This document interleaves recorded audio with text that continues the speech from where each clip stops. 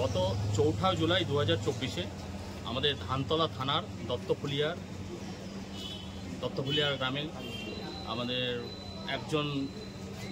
ব্যক্তি, তার নাম হচ্ছে আসাদুর মণ্ডল, পৈতৃক সম্পত্তির বিবাদে সকাল 5:30 নাগাদ তার নিজের বোন আজিবা খাতুনের মাথায় লোহার রড দিয়ে বাড়ি মেরে হত্যা করে। এই ঘটনার খবর আসা মাত্রই ধানতলা থানাতে সঙ্গে সঙ্গে ধানতলা থানার পুলিশ নেসেসারি অ্যাকশনগুলো নেয় এবং ইমিডিয়েটলি কেস স্টার্ট করে, যেটা হচ্ছে কেস নম্বর হচ্ছে ধানতলা থানার কেস নম্বর 525/24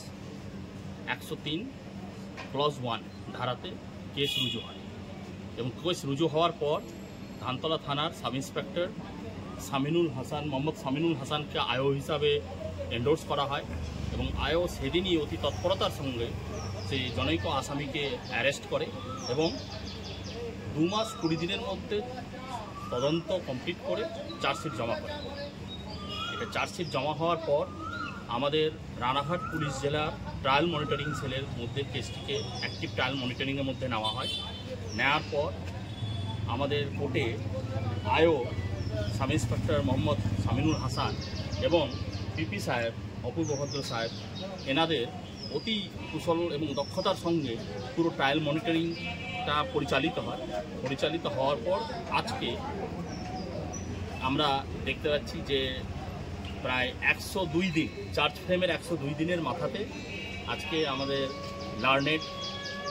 জাজ ফার্স্ট ট্র্যাক কোর্টের এডিজে ফার্স্ট ট্র্যাক স্যার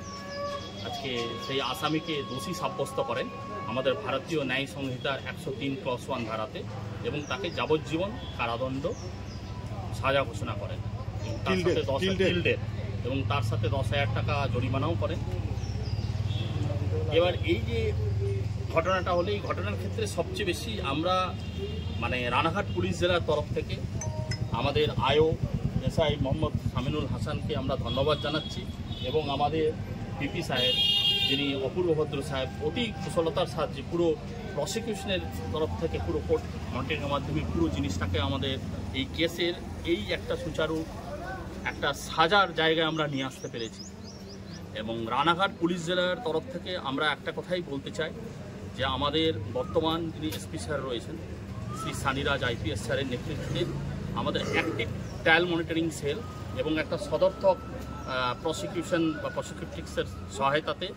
যে কোনো অপরাধীদের আমরা সাবধান করে দিতে চাই যে এটা শুধুমাত্র এখন রানাঘাট পুলিশ জেলা যা আসামি গ্রেপ্তারের মধ্যেই আমরা সীমাবদ্ধ নয়, আমাদের সেই আসামিকে যথাযথ আইনি ব্যবস্থার মাধ্যমে